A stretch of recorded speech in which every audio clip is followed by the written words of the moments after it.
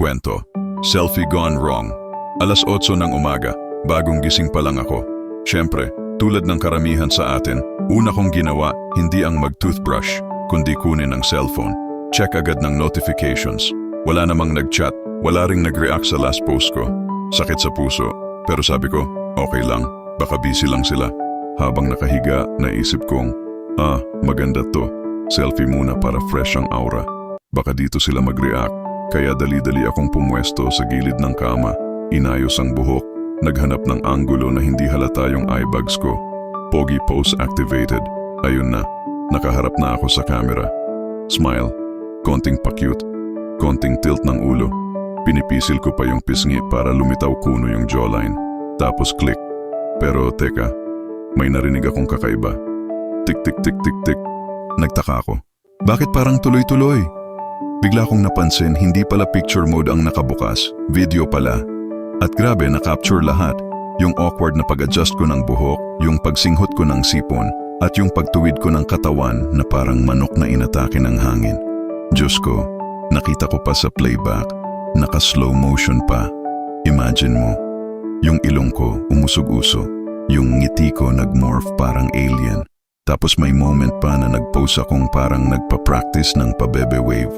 Pero hindi pa doon natapos ang kahihiyan. Habang tinitingnan ko yung video, bigla kong nadinig yung boses ng kapatid kong dumaan. Uy kuya, ang ganda ng sayaw mo ah. TikTok na ba yan? Napahinto ako. Ha? Hindi. Selfie lang dapat yun. Siya naman, halakhak ng todo. Kuya, isend mo yan sa akin please. Ipopost ko. Dali-dali kong tinakpan ang mukha ko ng unan. Nakakahiya. Imagine mo kung kumalat yun, baka bukas headline na bagong internet sensation, ang lalaking nag-selfie pero naging dance challenge. At dahil hindi ako mapakali, sinubukan kong ulitin. This time, sinigurado ko na picture mode na talaga. Pero guess what? Pag-click ko, nag-flash ng sobrang lakas, sobrang lapit ng mukha ko, parang sumabog yung araw sa ilong ko. Sa halip na gwapo, mukha akong white lady na naipit sa selfie cam. Ayon, 2 epic fail sa loob ng 5 minuto. Pero syempre, hindi pa rin ako sumuko.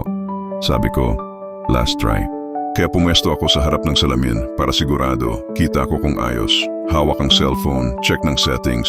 Okay na, naka-photo mode. Tapos post na ulit, smile, wink, peace sign. Pag-click ko, perfect shot na sana. Pero biglang dumaan yung aso namin sa likod at umupo. Ang timing. Kaya ayon, imbes na ako ang highlight, ang lumabas ay selfie ko kasama ang aso na mukhang mas pogi pa sa akin. Noong nakita ng family ko yung mga pictures at video, lahat sila tawa ng tawa. Si mama pa ang pinakamasakit. Anak, huwag ka nang magpumilit. Yung aso mo na lang ang ilalike ng mga tao. At doon ko na-realize, minsan, kahit anong effort natin para magmukhang pogi o maganda sa selfie, may mga bagay talaga na hindi natin kontrolado. Camera mode, ilaw, o minsan, simpleng aso lang na dumadaan.